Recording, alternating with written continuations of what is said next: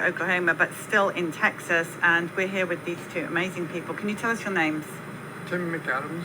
And I'm Beth McAdams. Okay, now just viewers, before we start this injury story, you do have vocal issues here, so I'm gonna get my camera kind of as close as I can so you can hear what's happening. But I want to start with talking about before you took the visor, before that happened.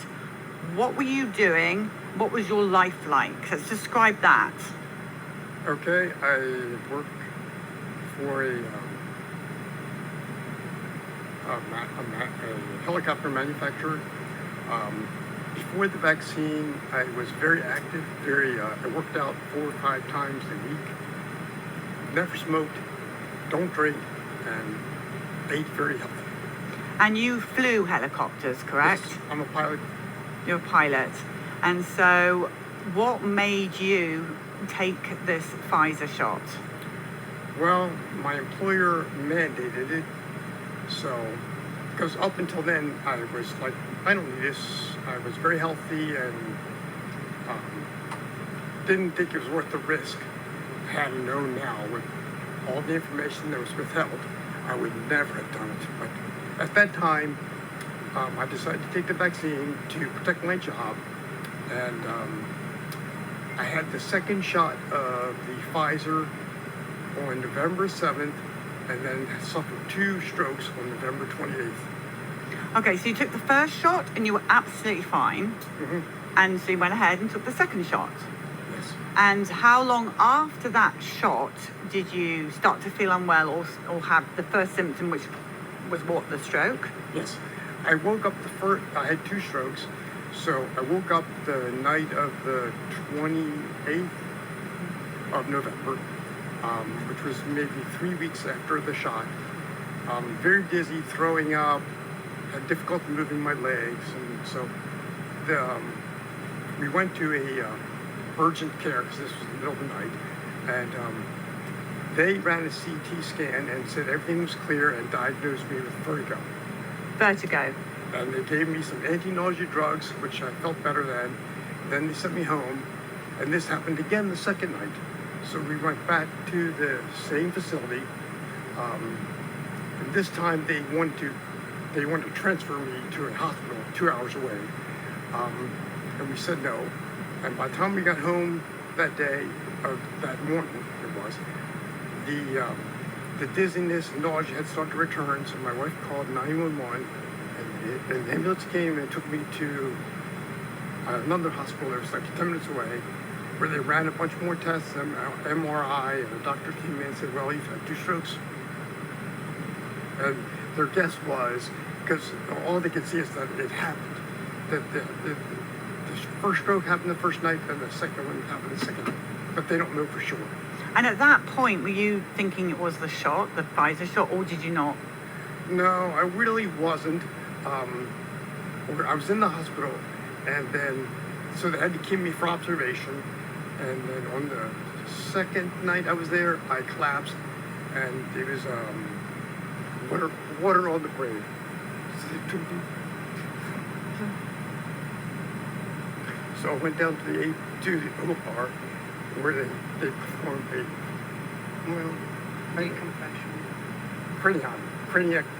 craniectomy, where they cut my head open and put a drain in the side of my head to allow the expansion so that it would not affect my, or minimize the damage. I was very lucky that I had very little damage from it. My left side is compromised somewhat. I can use it as I can move it, but it doesn't have the fine motor skills it used to. I get dizzy now, and what happened to your voice? So what happened was, when I was intubated for the surgery, they removed the intubation tube, and I couldn't breathe, so they put it back in. And then over the course of the next several days, knowing that they couldn't keep the tube in too long, they kept trying to remove it, and I kept having difficulty breathing. So then they put a trach in so I could breathe, and that's the scar here. And they said they would take it out once my breathing returned, and it did. So they removed the trach then, and the result was I had some damage to my voice box, and in the area down there. That has gradually gotten better. I don't know if it'll fully get better, but it's been November. This November will be 2 years. And this must have been horrific for you to witness. Absolutely. I mean, we were all in shock, to say the least, at first.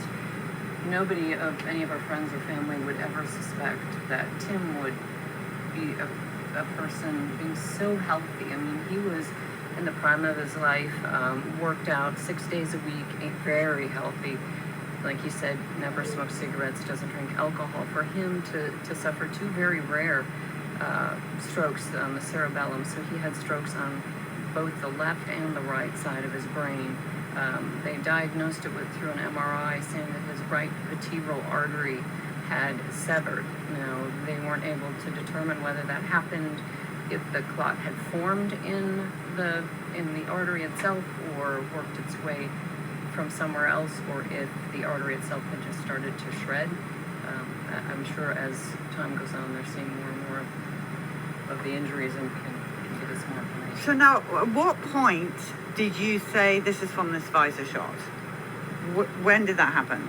Well, what happened was I was in the hospital, and this was towards the latter part of my stay when I was more conscious of things, and a nurse had come in she was doing something with the IV. Yeah, contrast. And then the doctor came in with results of some tests that they were trying to figure out why this happened. And he said they didn't know. And I asked him, could this be from the vaccine? And he said, oh, absolutely not, and walked out. And the nurse turned to me and said, hey, you'll never get anyone in this hospital for political reasons to admit that the vaccine had anything to do with it. But I would encourage you, once you get out of the hospital, to research this and contact peers. And that was my first inclination of what happened. Now, you also took the Pfizer shot, correct? I did. Both two? Yep, we did. The same days, the same times, the same, I'm assuming, same lot numbers that were marked on the cards. And you have had no? No, nothing. Some mild, maybe loss of thought or memory that I'm not sure how much of that's age-related. So here's the question. This two shots that you took from Pfizer. What has that taken from both of your lives? Well, for me, I could say, I'm not able to work out like I used to or like I want to. My career, I went back to work for about a year, but it was getting to be too much. I was getting headaches and my blood pressure was high, and the doctor told me, no, you have to stop. So. Say that again? He gets very emotional. Part of the cerebellum strokes can Affects cause the your emotion. emotion. Yeah. And I've never been an emotional person before, but now. You've been through hell and back. You're allowed to be emotional.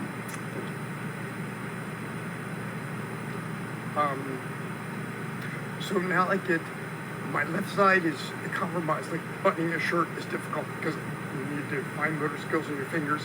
And of course, I can't work anymore, so, which is, created some, I wanted to work for another 5 or 10 years so we could have our retirement, but we were forced into it earlier.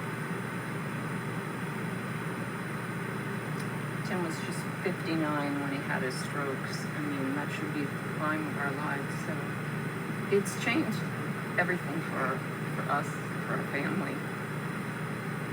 Yeah, life's different. We're fortunate, blessed that Tim is alive and, doing as good as he's doing today.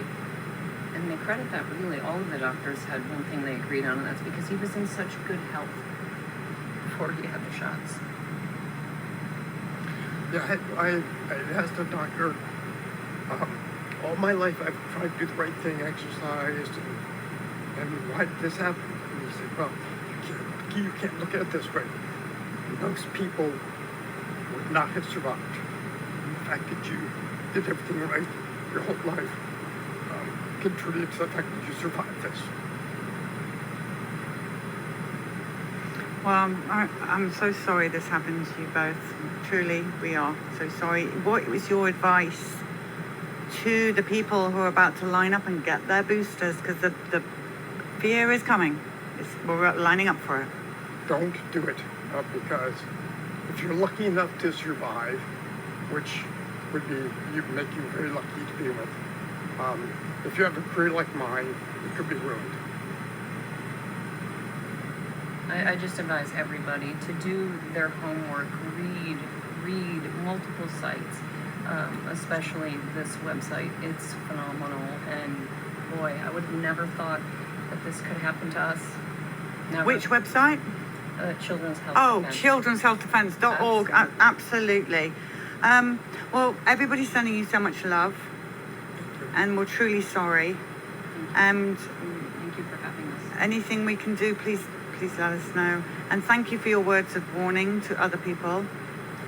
Yes, thank you. All right. Thanks for having us. Let's go and sign the bus. Sounds great. Come on, let's get you out here. Come on, peeps, let's go. Sawyer has a pen. Do you need help? You can.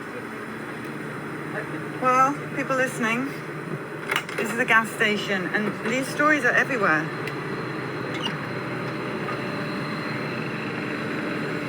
While we do what we do, while we're waiting for him to come out, just gonna take you on a little tour here. This side of the bus, the Children's Health Defense side, there's the email address. That is starting to turn silver.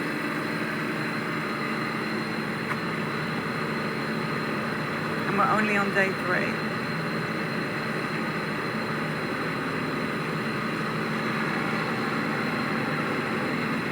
Be careful.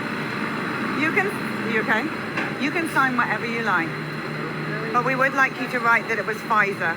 People are writing how they got hurt. So, your number is number 104. Okay. So, take your pick. Do you have a pen, Sawyer? Okay, there you go. Be careful because the bus is really hot. The last thing I want to do is burn you.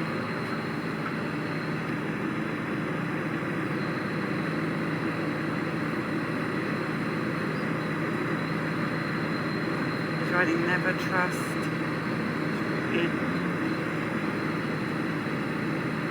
Never trust Pfizer, he's writing. Can you write number 104 on there? Thank you so much. There you go. Never trust Pfizer. 104, and then his signature. Thank you so much. Thank you. Thank you guys for all that you do. Okay. Viewers will speak soon.